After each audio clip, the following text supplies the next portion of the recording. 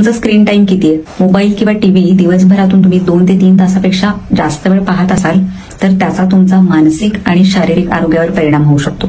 कसं ते पाहूया. पहिलं, झोप डिस्टर्ब होणं. सो जी स्क्रीनमधनं, स्पेशली मोबाईल, टीव्ही, लॅपटॉप ह्यामधनं जी ब्लू लाईट येते त्यामुळे मेलॅटोनिन नावाचा जो एक स्लीप हॉर्मोन आहे तो डिस्टर्ब होतो आणि हा मेलॅटोनिन डिस्टर्ब झाल्यामुळे झोपेचे विकार होऊ शकतात. झोप न लागणं किंवा खूप उशिराने झोप लागणं किंवा झोप खूप डिस्टर्ब राहणं असे अनेक झोपेचे विकार होऊ शकतात. नंतर दुसरं आहे डिजिटल स्ट्रेस, म्हणजे डोळ्यावर आणि डोक्यावर प्रेशर किंवा तणाव जाणवू शकतो.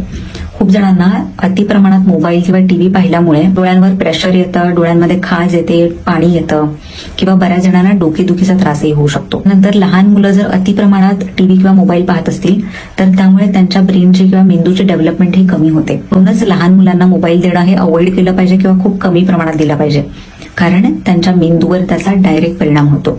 त्यासोबतच अडल्ट्समध्ये मानसिक विकार होऊ शकतात, जसं एन्झायटी, डिप्रेशन, लोनलीनेस म्हणजे एकटेपणा असे मानसिक विकार होऊ शकतात. आणि ह्याचं मेन कारण आहे सोशल मीडियाचा ओव्हर यूज. बरेच जण सोशल मीडियाचा अति प्रमाणात वापर करतात आणि स्टडीजमध्ये असं पाहिलं गेलं की सोशल मीडियाचा ओव्हर यूज केल्यामुळे बरेच मानसिक विकार होऊ शकतात. त्यानंतर स्क्रीन टाइमच्या आपल्या शरीरावर पण परिणाम होऊ शकतात. जेव्हा पण आपण टीव्ही, लॅपटॉप समोर बसतो किंवा मोबाईल घेऊन बसतो त्यावेळेस आपल्या शरीराच्या हालचाली कमी होतात आणि त्यामुळे लठ्ठपणा म्हणजे ओबेसिटीचा त्रास होऊ शकतो. त्यासोबतच बेली फॅट म्हणजे पोटावरची चरबी वाढणं किंवा डायजेशनचे विकार होऊ शकतात. मसल्स जे आहेत ते वीक होतात, त्यामुळे बॅक पेन, पाय दुखणं किंवा पायामध्ये सूज येणं, सर्क्युलेशन हे कमी होतं, असे बरेच विकार आपल्याला होऊ शकतात. म्हणून मोबाईल किंवा स्क्रीनचा अति प्रमाणात वापर हे सर्वांनी टाळलं पाहिजे आणि जास्तीत जास्त फिजिकल ऍक्टिव्हिटी किंवा ज्या ब्रेनसाठी एंगेजिंग ऍक्टिव्हिटीज असतात त्या केल्या पाहिजेत.